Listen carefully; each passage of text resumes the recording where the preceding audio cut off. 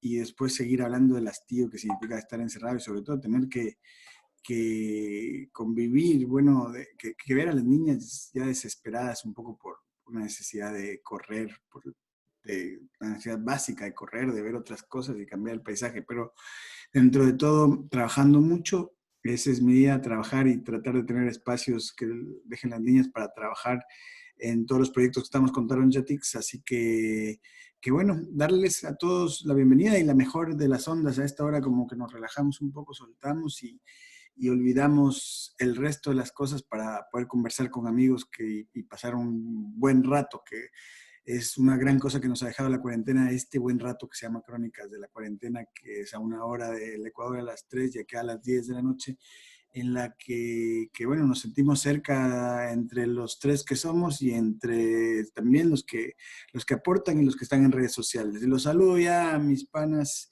desde Quito, que los veo más tranquilos, con una pausa más que la mía, y que ando con mucho trabajo. Y les mando un abrazo, Paul. ¿Cómo va todo?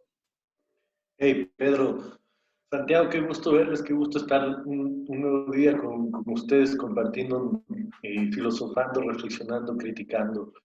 En Quito, helado, desde ayer no paró de llover, todo muy frío y creo que eso es lo bueno que se le puede sacar de la cuarentena, ¿no? Amaneces en Quito, toca levantarte a las 6:30 de la mañana, te mueres de frío y no te da ganas de salir de la casa, entonces hoy he aprovechado eso y no me ha dado ganas de salir de la casa, así que ha sido un día más bien tranquilo en cuanto a la vida. Estoy viendo un documental, acabé de ver un documental en 6 series de las personas que mataron a Malcolm X y muy interesante porque se lo hace desde fuera, ¿no? Desde alguien de la comunidad afro que trata de entender el crimen de Malcolm X. Vale la pena, está en Netflix. Y bueno, aquí, aguantando la cuarentena con este frío. Qué gusto arrancar con todo hoy. Un abrazo negro. Y Andy, ¿cómo va todo? ¿Qué tal, muchachos? Acá con un Pacheco terrible, como decía Pauleins, amaneció, bueno, anocheció y amaneció con la lluvia. Hoy tarde como que un poquito se ha despejado, no ha salido todavía el cielo azul, pero sí se ven unas nubes un poco más iluminadas. En todo caso, en este Pachecol, también las noticias de que parece que sí, estas curvas, tanto en España como en Ecuador, se empiezan a controlar, o sea, más que controlar, empiezan ya a saber cómo van. Y eso ya al menos es un aliciente. Sí, sí. Por el otro lado, aguantarnos el tema del encierro, como tú dices, Pedrito, sí hay momentos y hay días en los que uno ya está a punto del balazo, pero también está el tema del resistiré, ¿no? Así que Sí. ese Bueno, y temita que se puso de moda. hay un temazo que le recomendamos que lo vean en YouTube, que el trabajo de Pablito, que se dio el tiempo de Ah, juntarnos bueno. todos y tuvo la paciencia de editarlo y montarnos cantando Resistiré, aullando, algunos aullamos en la Resistiré más que cantar, pero bueno, salió una lindo recuerdo y una grata experiencia, ¿no? De estar ahí compartiendo. Yo tuve participación con mi hija Martina, con la pequeña, y bueno, ahí la disfruté haciéndola cantar y haciéndola gritar ese Resistiré. Y sí, Claro, Pedro, mira, ese tema, como solo comentarles en relación a ese tema, porque la banda Copa Rota de la que formo parte, nosotros teníamos ese tema como parte de nuestro repertorio de covers ya casi unos 10 años. Desde que arrancaba Copa Rota le introdujimos dentro de nuestro set list. Y el tema es que el Resistiré me parece que va mucho más allá, ¿no? De, de, de solo una letra que está intentando mostrar el desamor o la desilusión de un sujeto. Es toda una propuesta de vida, ¿no? Es esto de decir voy a existir a pesar de que la bofetada esté siempre en las dos mejillas. Y así toca. Entonces, como tú decías, Pedro, días fatales y así hay que resistir. ese tema, bueno, yo lo conozco al tema de esa famosa escena de Átame de Antonio Banderas, que cuando termina la película la Claro. cantan con Loli León y con Victoria Abril entre los tres y se hacen amigos, ¿no? Después de que la había atado, a la otra la había amenazado y toda la cosa. Y me acuerdo que lo utilicé en un post cuando sacamos el último número de la revista La Educación, Arte y Comunicación de la Universidad Nacional de Loja, porque la sacamos contra palos y piedras, ¿no? O sea, a pesar de todo el desastre administrativo, logramos hacer algo de ciencia y arte y una revista que valía la pena y que tenía grandísimos artículos de varios aportes de todos lados, y pusimos eso de resistir, ¿no? De lo que era resistir a pesar de todo y estar ahí en la lucha y todo. Y es una canción que nos sirve para para el día a día y que nos acompañará para siempre, ¿no? Y aquí en España se ha hecho, en esta pandemia ha tenido gran acogida, la han recuperado como propia, como un himno en todos los pueblos, en muchísimos lugares, ciudades, y diversos colectivos para pelearle a esto, ¿no? A esta pandemia que tantos y tantos muertos, contagiados y tantos perjuicios económicos, por último, está teniendo. Y en esa parte, bueno, hoy tenemos un tema que partía de una reflexión que tenía que ver con, que a mí me han dicho varias veces que conocen el Ecuador. Cuando yo me sorprendo siempre cuando me dicen, ¿de dónde eres? Del Ecuador, soy de Loja, tal, sin nada. Y hay algunas personas como el alcalde del pueblo donde vivo que me dicen, yo conozco el Ecuador, ¿no? Le digo, ¿en verdad? ¿El Ecuador? O sea, ¿cómo llegaste allá? Y el reclamo mayoritario sigue siendo las Islas Galápagos. Te pueden decir, bueno, no, estuve en Guayaquil, pero me fui a las Galápagos. O sea, y eso dices, bueno, sí. Pero hay otra gente que te dice, no, sí, he estado yo en el Ecuador y conozco y me he dado la vuelta. Y nuestro amigo Rodrigo vivió, les contaba, el que estuvo el sábado pasado en Reus, él vivió allá y estado en Quito, en muchos lugares, en Puerto Viejo. Un amigo que conocí por cuestión de un documental que hicimos en un proyecto participativo con Darren Jetix, se llama Xavi Ródenas, fue concejal de Gandía, es un tipo muy interesante, trabaja en el tema de gestión de recursos, de gestión de residuos y de temas urbanos, ¿no? Tratando de incorporar el medio ambiente como una cuestión básica para la sobrevivencia humana. Y él cuando me dice de Ecuador, y se quedó impresionado, me dice, ah, qué chévere, dice, yo estuve, ah, qué guay, no dijo chévere, pero ah, qué guay, y yo estuve en en el Ecuador, dice, estuve un mes y medio y en ese mes y medio me dice, qué país para hermoso que tienen, o sea, lo recorrí de un lado al otro y me parece un país riquísimo, me dice, riquísimo, riquísimo, nada que ver, dice que aquí en España, dice que somos 45 millones de habitantes, dice, y el suelo es mucho menos productivo, el tema del agua es mucho menor, los recursos no renovables son también menores, el petróleo no, casi no existe, y tenemos otro tipo de recursos. Dice, yo me quedé impresionado, dije, el país más rico que he visto yo en mi vida. Y yo me quedé reflexionando, eso ya lo había oído otras veces con españoles que habían recorrido y que tienen una visión también diferente a la que puedes ver, y ahí vamos a entrar ya con el negro, de qué es la pobreza, ¿no? Porque la pobreza nosotros la llevamos desde la concepción occidental de estos cánones que ha dictado el Banco Mundial, el FMI, los organismos que han definido socialmente a ciertos seres humanos, y sobre todo por el acceso a la comida, por el acceso, el ingreso per cápita y desde una perspectiva econométrica, absolutamente. ¿Qué es ser pobre? Yo recuerdo cuando Rodrigo, leí la tesis de Rodrigo y hablaba sobre los quechua canelos, ellos no entendían la definición de pobreza hasta que el occidente ingresa en la comunidad y les crea una necesidad de usar un suéter, de usar ciertas cosas que ellos ellos se vestían con lo de la selva, y que eso era lo más parecido a la pobreza cuando alguien andaba en andrajos y carecía de algo, ¿no? Carecía de ciertos materiales para la sobrevivencia, pero no entendían la pobreza como tal. Y siempre me llamó la atención. Entonces, vivimos en una región como Latinoamérica, yo siempre suelo decir, dice que un país pobre, ¿no? Me da vergüenza decir es un país pobre, y no por vergüenza porque sea pobre en los términos económicos, sino porque en realidad no es pobre, o sea, es más manejada, pero pobre en recursos no lo es. El Ecuador, como gran parte de Sudamérica, como casi toda Sudamérica, es negro. Quiero darle la vuelta a lo que dice Pedro, ¿no? Sino que ¿qué es la riqueza o cómo está construida esta idea de riqueza? Y hablando desde el capitalismo, ¿no? O sea, el someter los recursos naturales al dominio del hombre, y del hombre, no de la mujer, ¿ah? El hombre sometiendo a la naturaleza para adquirir sus productos y esos productos comercializarlos, etcétera, etcétera. Entonces, cuando te dicen que tu país es rico por la naturaleza, tienes que desafiar esa concepción a decir, no, la naturaleza puede ser rica, la naturaleza que fluye, que vive, que se construye, que se desarrolla. Y de eso hemos hablado algunas veces en nuestros programas de filosofía, ¿no? Pero el país como tal es pobre. Y cuando empiezas a entender esta noción de nación que tiene apenas 200 años, empiezas a entender la pobreza estructural. La pobreza estructural está guiada hacia la pobreza que hay en justicia. Somos muy pobres en justicia.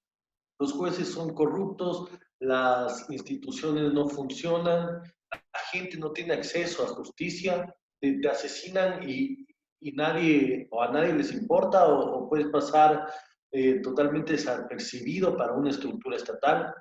Somos pobres porque tenemos pésimos políticos, porque tenemos políticos corruptos, porque elegimos a cantantes, jugadores de fútbol. Somos pobres porque no tenemos un pensamiento crítico, porque no cuestionamos a eso.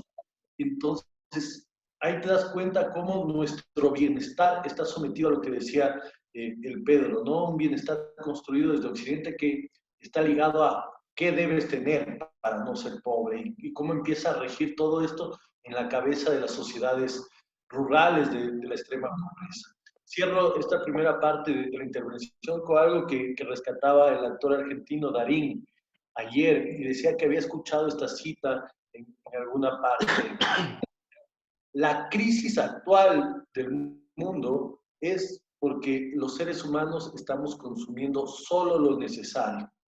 Y eso nos debe doler muchísimo como seres humanos, porque realmente a lo largo de nuestras vidas hemos vivido consumiendo lo innecesario. Un montón de cosas que no sirven para nada, desde construcciones estereotípicas de cómo debes verte con la ropa, de qué zapatos debes usar, si son Adidas, si no son Adidas, de qué jean debes usar. Todas estas cosas innecesarias, hoy nos damos cuenta que ha fortalecido un mercado salvaje y un mercado que es totalmente inhumano. Dale, Santi. Muchachos, sí. Verás, yo creo que la mejor forma de ir entendiendo esto de la riqueza es ejemplificarla. ¿Cómo la ejemplificamos? Hay una película tragicómica brasilera que trata sobre el descubrimiento de Brasil por parte de los portugueses. Y hay una historia que sobre todo es central dentro de la historia brasilera, ¿no? Que eh, es un prisionero portugués que fue llevado, ¿no? Pues esta era la práctica portuguesa y lo arrojaban. Después de un año volvían a buscarlo. Si él tenía contacto con alguna tribu, entonces podía regresar a Portugal y le daban una tierra. Este muchacho lo que hizo es esconderse ahí entre las aguas, se encontró con unos indígenas, al final formó parte de la tribu. Y ya a vísperas de que regresen los portugueses por él, él empieza a convencer a los indígenas de que le ayuden a cortar los árboles para Brasil. Entonces los indígenas vivían en las hamacas, echados así como a veces vemos a los campesinos manabas, echaditos en la hamaca así. Entonces llega el vago y les dice, tenemos que cortar todos los Pau Brasil. Y los manes, chuchi, ¿para qué? Dice, lo que pasa es que si cortamos todos ya vienen estos manes portugueses en unos barcos grandotes y nosotros les damos de estos árboles. Puti, los manes, ¿y para qué, güey? Dice, el rato que les damos los árboles, estos manes nos van a dar un montón de cositas que brillan así del puta. Y los manes, ¿y para qué? Dices que el rato que de esas cositas que brillan, vamos a ser ricos, güey. Y el man dice, ¿y para qué, güey? Dice, vamos a ser ricos y vamos a poder vivir acostados, güey. Y el man dice, chucha, yo ya vivo acostado, güey. ¿Para qué me haces darme toda la vuelta? Para acabar haciendo lo mismo. Del, del dinero, el juego de la felicidad a través del dinero también es justo una construcción, pero pero esa construcción también solo me parece que ya le queda a los ricos. Por eso,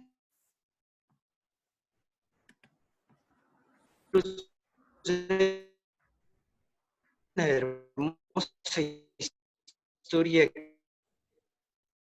Una lástima que se nos perdió el Santi porque estaba súper chévere. Que voy a contar de esta fábula. Hay una que se hizo viral también de un profesor. Una de Mozambique, era con...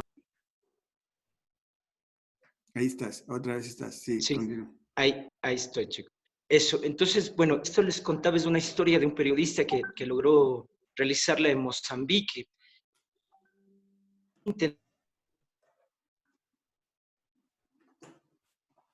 Creo que seguimos con problemas con el Santi de conexión.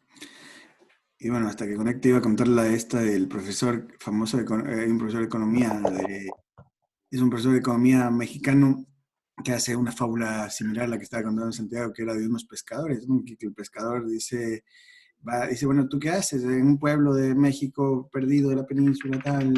Y dice, no, yo pues me levanto a las 5 de la mañana, pesco y hasta las 10 de la mañana, 11 vuelvo y a casa y duermo un rato y después me la paso con los amigos.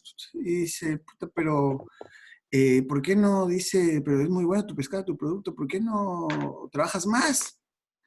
¿Por qué no te quedas más tiempo y ese pescado que no consumes te lo puedes vender a otra gente? Dice, ¿y para qué? Le dice, porque si lo vendes a otra gente te puedes comprar más lanchas y puedes poner más pescado.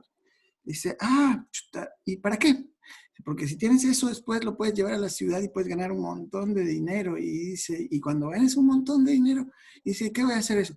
Pues puedes retirarte y pasarte con tu mujer y hablando con tus amigos y gastando tiempo con tus amigos, ¿sabes? O sea, entonces es lo que dice el Santos, ese sistema capitalista de al final, ¿para qué? El final, hay varios niveles de riqueza que puedes tener, ¿no? Y uno de los riquezas, el otro día conversaba con NASA, con mi padre NASA, y me dice, los niños sanos, dice, con que los niños estén sanos, eso es la riqueza, dice él. Y cada cual lo habla desde su experiencia, ¿no? Dice, eso es la riqueza absoluta, el resto dice cualquier cosa es solucionada, pero que el niño esté sano, que no tenga problemas mentalmente, que estén bien, eso es riqueza. Entonces, son conceptos difíciles de ser heterogéneos, me parece. Y lo bueno, como suele decir el negro, es romper esa homogeneidad para entenderlo de diversas partes, ¿no? De diversas formas, a esa riqueza, a esa pobreza.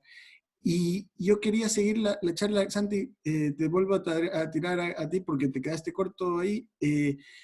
¿Cuál era a qué quería llegar con lo que nos estabas contando? Sí, mira, justo esta es la historia de este periodista, ¿no? Que en Mozambique intentaba demostrar la brecha social, ¿no? Entre ricos y pobres. Y lo que ocupó es una calle que dividía una casa, una gran mansión, de una favela.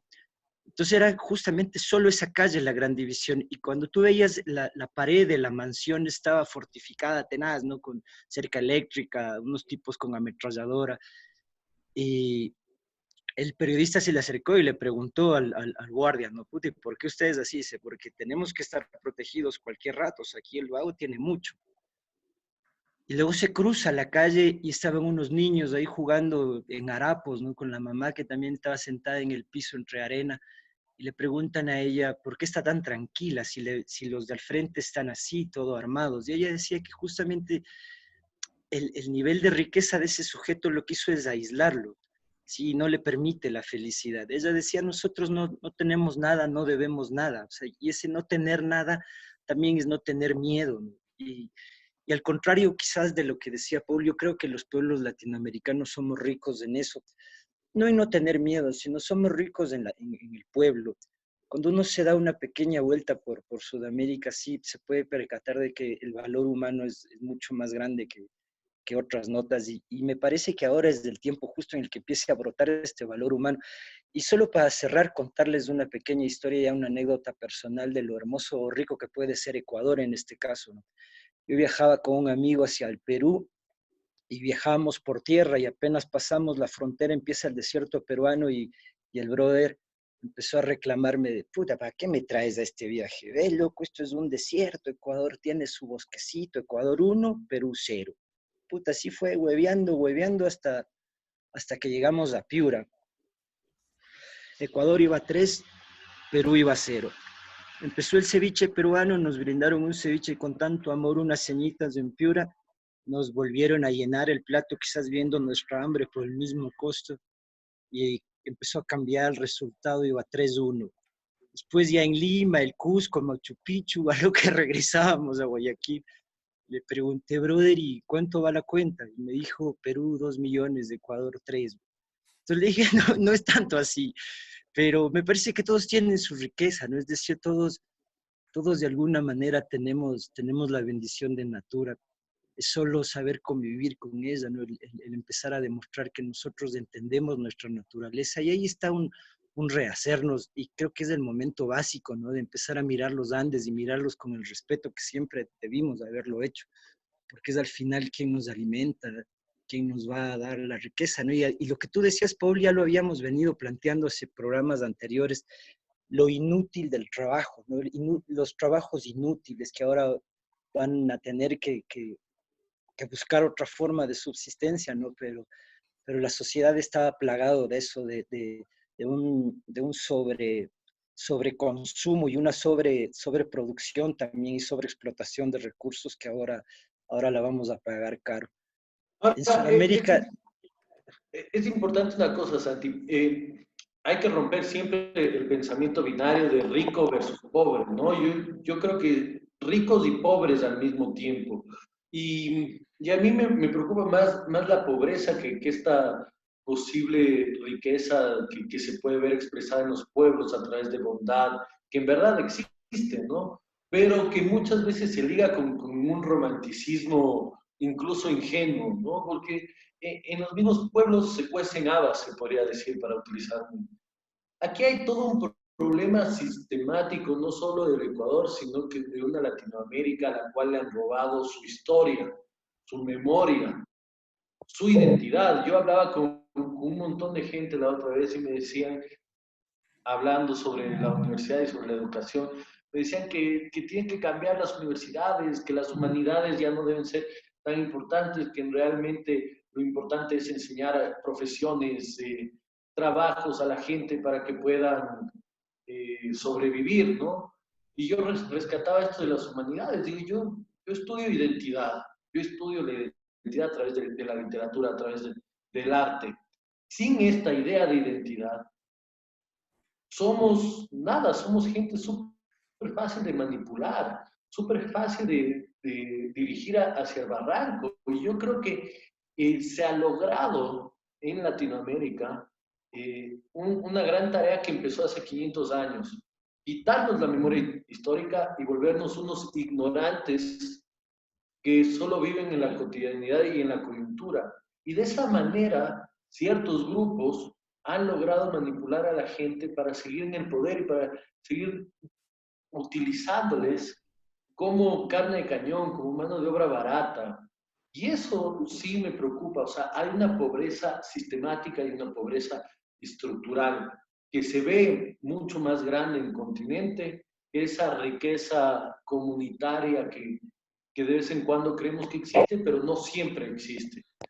Bueno, perdón, Pedro. un ratito del tema de este, del negro, y yo creo que, bueno, tengo que tener bastante cuidado con lo que voy a decir, ¿no? Porque después me puede interpretar a mí que estoy afuera como alguien que malagradecido, ¿no? Y no es nada por ahí, sino que también hay una pobreza crítica en Latinoamérica. Es difícil criticar, porque si eres crítico, eres el malo de la pelea. No es el ladrón, sino eres tú el que lo dice, el que denuncia o el que cuenta si realmente la realidad que vos ves, que están robándote en muchos sentidos, pero eres tú el malo, ¿no? Por no quedarte en eso. Entonces, yo quería decir una cosa respecto al tema de la pobreza, y creo que va con que creo que sí, Latinoamérica es riquísimo en recursos, es pobrísimo a nivel ético. La ética, nos han robado la parte ética de saber qué es el bien y el mal, y estamos muy expuestos somos muy, o la gente se ha hecho muy comprable, es muy comprable y vendible. Entonces todo tiene un precio en Latinoamérica, y ese precio es económico, que vale tan poco que es solo plata, ¿no? La gente vale tan poco que solo que con poco dinero, algo de monedas la puedes comprar. Y ahí es donde creo que parte es esta cuestión. Y voy a citar una película latinoamericana, no es ecuatoriana, no es sudamericana, pero calza con toda Latinoamérica, que es la ley de Herodes. La ley de Herodes de Luis Plaza, me parece que es, Luis Estrada, o te chingas o te jodes, que es cómo se funda el Estado mexicano, y eso, te das cuenta al ver eso con mucha sorna, con una tragicomedia, mucho más comedia que tragedia esa película, que es fundada que es administrada en muchos casos por ignorantes, ¿no? Por ignorantes muy pobres de ética que son completamente corrompibles. Y desde esa pobreza de ética es donde tenemos la pobreza en el sentido de que es gente maleable y es gente que no tiene una fortaleza de conocimiento la que administra el coso público, la que lleva las cosas, y no solo la que administra, también en la parte periodística, en la parte del pensamiento, en la parte, no me atrevería a decir del arte, el arte está aparte, pero el arte ha estado lamentablemente apartado, no siempre, ¿no? En literatura, en muchos han estado cerca y han reflejado realmente la realidad, pero no han logrado cambiarla hacia simplemente mostrarnos. Y creo que esa pobreza ética es muy difícil de combatir, porque es básicamente enseñarte bueno, ahí está la religión, tal vez que pueden ayudar un poco a tener esos valores, ¿no? De cosas básicas, ¿saben? Son cosas básicas, no robar, no ser hijo de puta, no desearle el mal, no hacer el mal, no cagarte al frente del otro, no aspirar a subir solo lamiendo culos, no aspirar a ser el ladrón más hijo de puta, o sea, y no tener un precio tan barato de que solo valgas monedas, Santi. Claro, es que muchachos, pero eso no solo pasa en Sudamérica, me No, parece que es no, un no, tema no. mundial. Lo que pasó con China es evidencia también de justamente el producto de un Estado que no supo controlar, ¿no? De hecho, Sí, pero hablamos de sus nosotros, ¿sabes? O sea, hablamos de... claro, ahora en el caso nuestro, sí, claro, ya puntualmente, Pedro, lo que yo pienso es que nosotros hemos tenido varios procesos de formación de Estado-nación. Y por eso te digo, esto se repite mucho en todo el mundo, ¿no? Porque en este proceso de Estado-nación tenía que reestructurarse el sujeto, y ese sujeto debía ser moldeado bajo a los intereses de ese nuevo Estado. Desde esa perspectiva, eh, ya sabemos entonces quiénes de alguna manera estarán dirigiendo o estarán intentando que la comunidad no genere, no produzca desde su propia voluntad, sino más bien desde los intereses perversos de un grupo, ¿no? Y claro, como dice el Paul, pues esa gente puede ser muy ignorante. Yo creo que de hecho el abusivo es muy ignorante. Es una frase de los abuelos, esto de que la ignorancia es abusiva. Y obviamente la iglesia, Pedro, pero el tema de la conquista y después de justamente la refundación de los estados, eh, sobre todo, te digo, ya cuando hubo las revueltas socialistas a mediados del siglo pasado, la iglesia lo que colaboró es justamente con el improperio, con la desvalorización, con la desmoralización de las sociedades. Entonces, sí nos queda una gran revisión. Como dice Paulio, yo estoy de acuerdo en que el sujeto está muy moldeable, es decir, está desamparado, digámoslo así, desde su propia identidad. Pero justamente ese desamparo le permite buscar un amparo, por último. Y me parece que estas son las tragedias en las que se rompe la cotidianidad y rompemos con ese status quo o esa palabra que se puso de moda, esa zona de confort, palabra de Amazon. Pero bueno, esa frasecita de alguna manera ya se venía repitiendo, ¿no? Decía, oye, salte de lo que estás haciendo y de algún momento intenta ponerte en otra situación. Esta otra situación en la que nos ponemos ahora, yo creo que sí va a requerir mucho de esto, ¿no? Porque esto no termina, nosotros tendremos que regresar al campo de una u otra manera. La gente, obviamente las riquezas, mucho antes conversábamos sobre esto de que sí puede ser influyente, ¿no? El tema de la riqueza.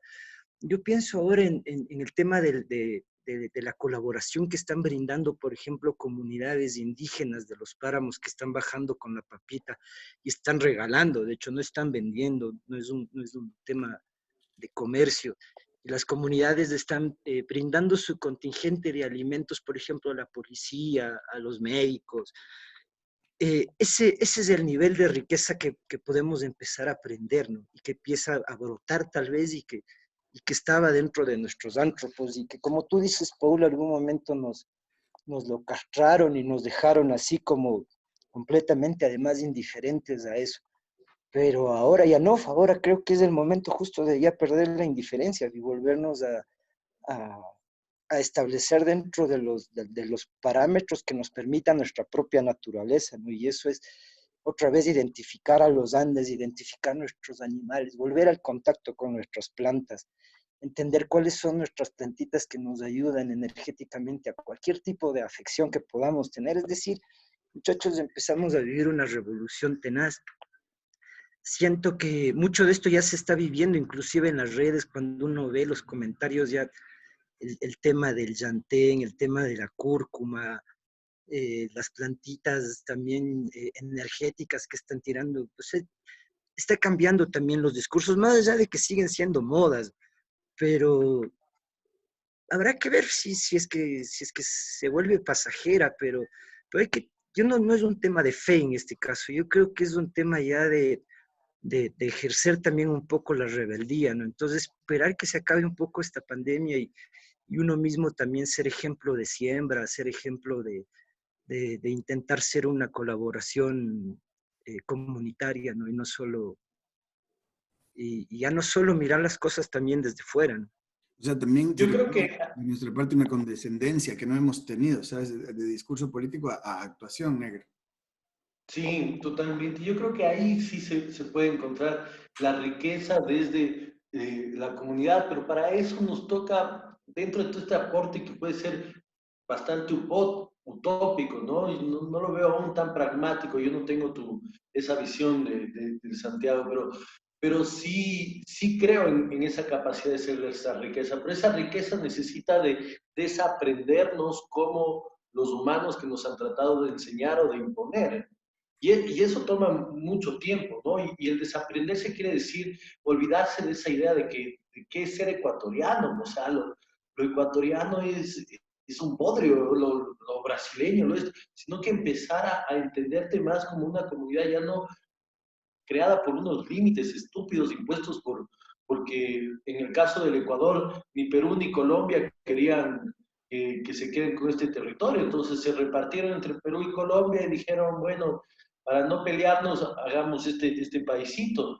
Pero en general de toda Latinoamérica, romper estos esquemas tan estúpidos nacionalistas, romper esquemas de dogmas, ¿no? De la izquierda, de la derecha, de la gran revolución cubana, que fue gran en su momento, pero luego desprestigiada, etcétera. Y termino con esto.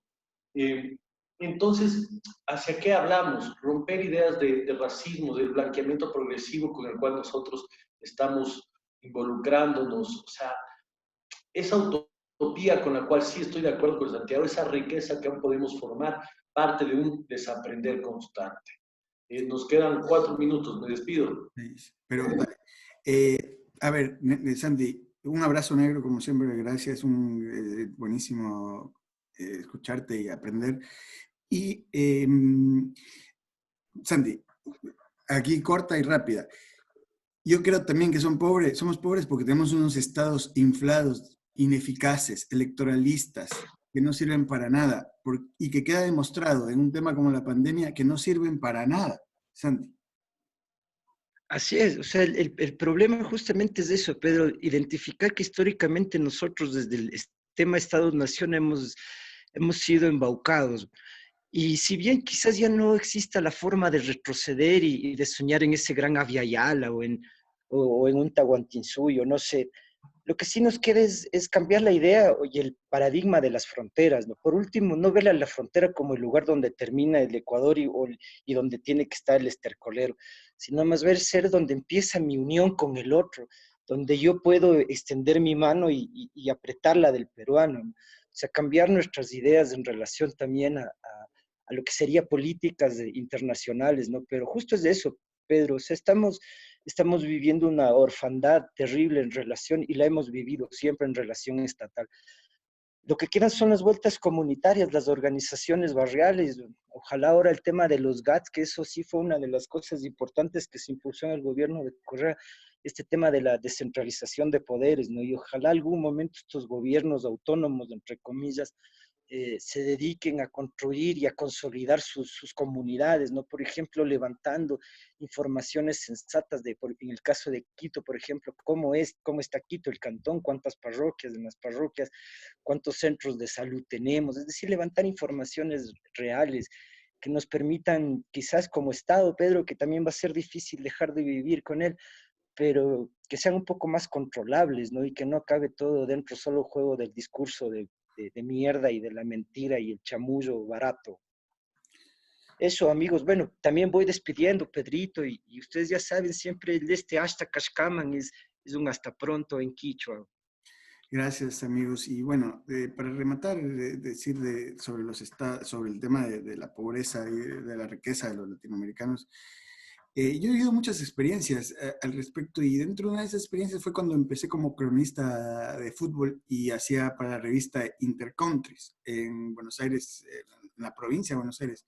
Iba a los barrios privados y eso era 99, 2000. Ibas a esos barrios privados de Don Torcuato, de Luján, de toda la provincia de Buenos Aires, Olivos, etcétera, San Fernando y toda la zona norte. Y cuando ibas, entrabas en una puerta en que había gente con escopetas y que te separaba allí y que estaban bordeando todo un perímetro, lo inmenso que fuera ese country, porque hablemos de un barrio gigante, gigante, gigante, al que no se podía acceder y al que estaba al lado por una carretera o por una pequeña calle, una villa inmensa de gente que tenía carencias materiales, ¿no? Materiales para poder comer, que es lo básico como humano, como ser, no solo como humano. Entonces, de este lado, unas cosas impresionantes, unos mansiones, un nivel como el mejor barrio de Estados Unidos, el mejor barrio de Europa.